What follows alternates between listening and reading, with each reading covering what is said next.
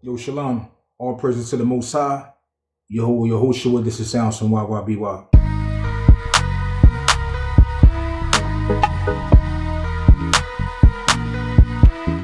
So, yeah, so y'all see what I'm about to talk about, and I'm gonna get straight to the point. Um, Before I get to the point of my opinion, what I think, you have pros and cons of using physical mixers. And then in physical mixers, you got analog, then you got digital.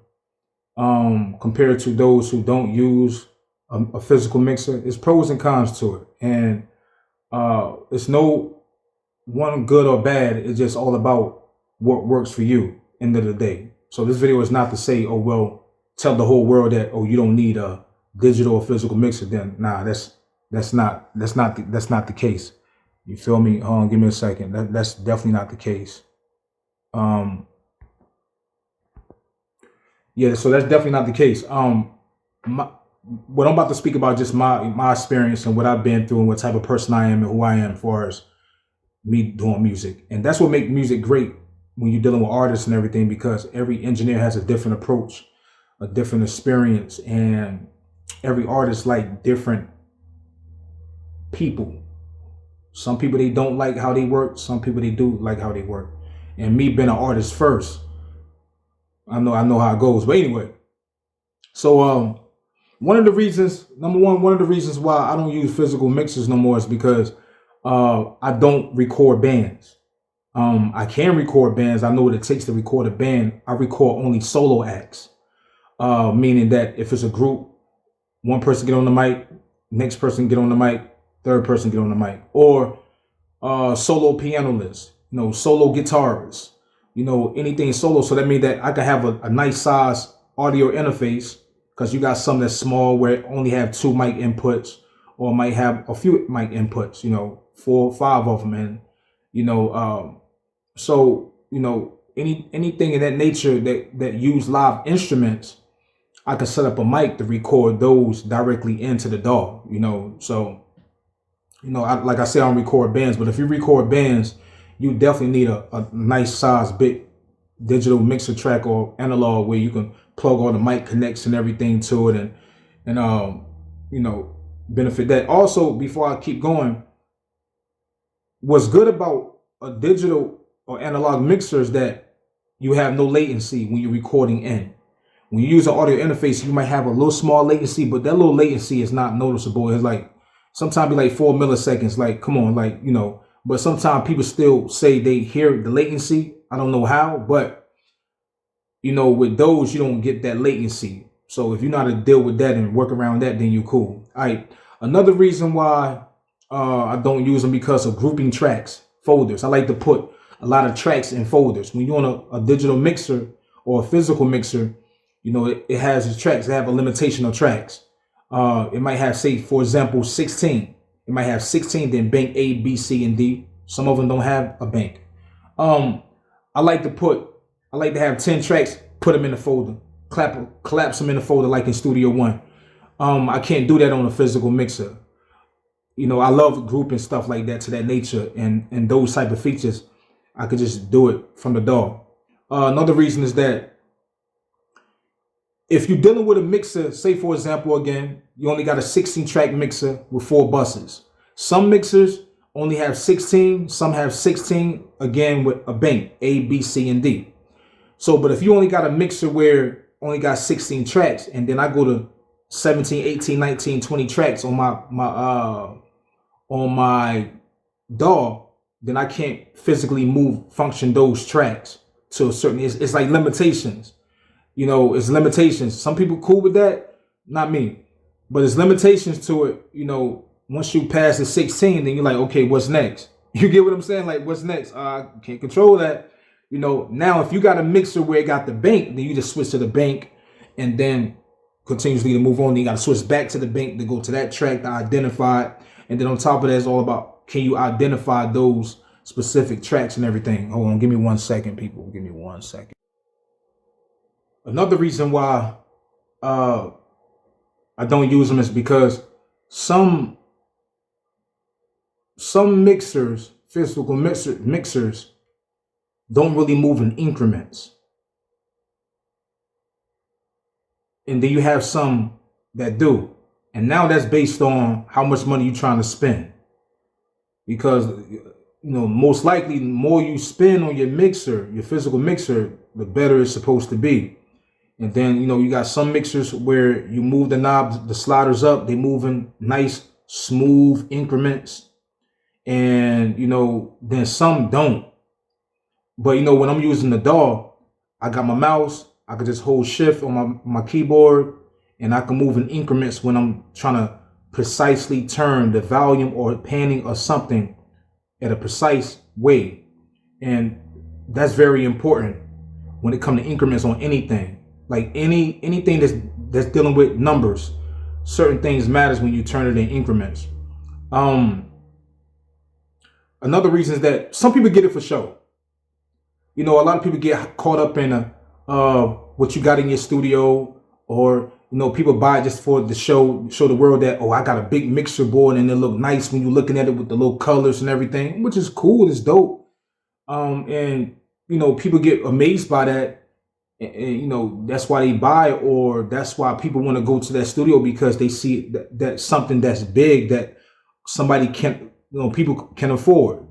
But end of the day, it's not about what you use or what you have, it's about what you know. That's the key thing. To a certain extent, what you get benefits you, but end of the day, it's about what you know.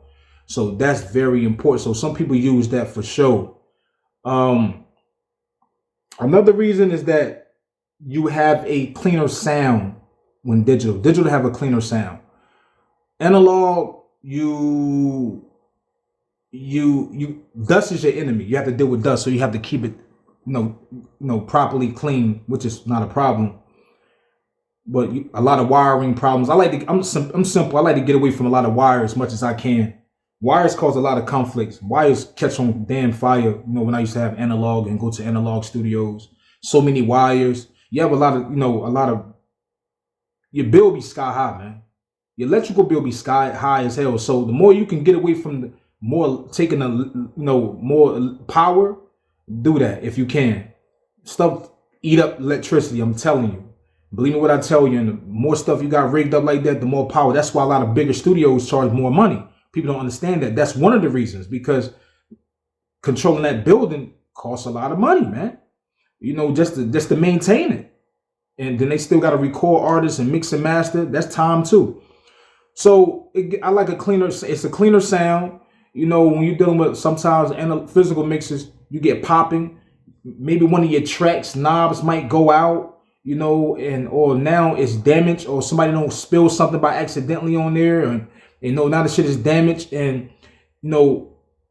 16 tracks might work, but those other 2-3 tracks ain't functioning right.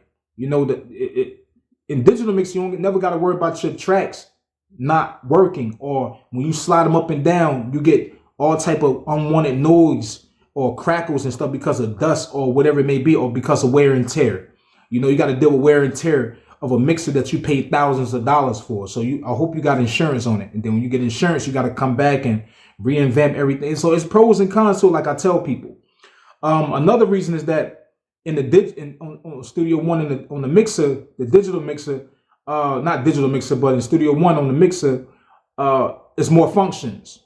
There's more functions with the mixer compared to the functions with analog mixers or digital mixers. Now, digital mixers got more functions also because it's designed to have more features when using a DAW, especially if you buy a mixer that's already designed. The same company, like for example, like Studio One has their own, PreSonus has their own analogs mixers and digital mixers that they make specifically for Studio One.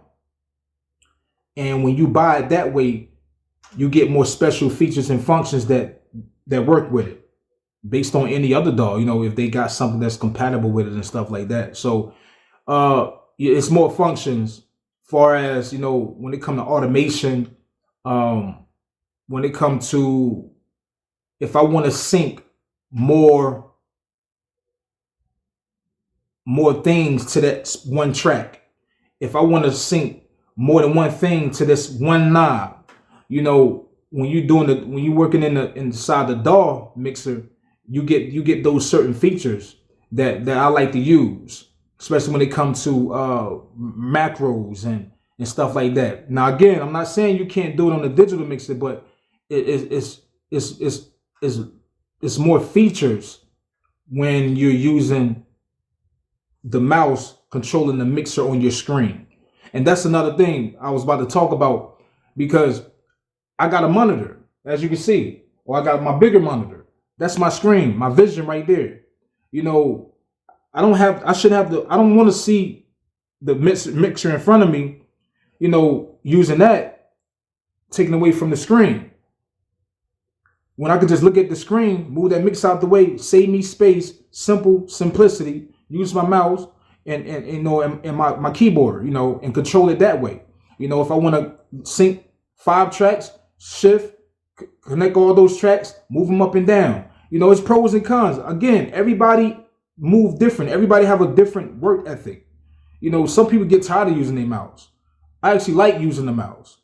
In my shortcuts on my keyboard, on my regular keyboard. And sometimes you might have a MIDI controller like this, might have all type of extra buttons and features that you can use just for controlling, because some people will buy a MIDI keyboard with all these mixer levels and buttons, and then still have a MIDI controller with 10 tracks on the side, when you could just use the 8, 9, 10 tracks that's on the keyboard. I'm a simplicity guy. I'm simple. Like I tell people in my old videos, I don't need 20 EQs. I used to be like that. Don't get it wrong. I used to be like that. But I don't need 20 EQs. I don't need 30 compressors. I don't need 15 VSC instruments when I could just have one instrument that serves the whole purpose. Even when you go back to my Reason videos, I talk about Reasons, where Reasons give you a whole bunch of instruments that you can use, and which is dope. And some people need that, So again, people, it's pros and cons. This video just to give a guy out there or a woman out there a different perspective of why you don't need a physical mixer. But again, if you're recording bands and recording stuff like that, and zero latency, complete zero latency and stuff like that, and you just like the physical touch, then get it. This is YYBY.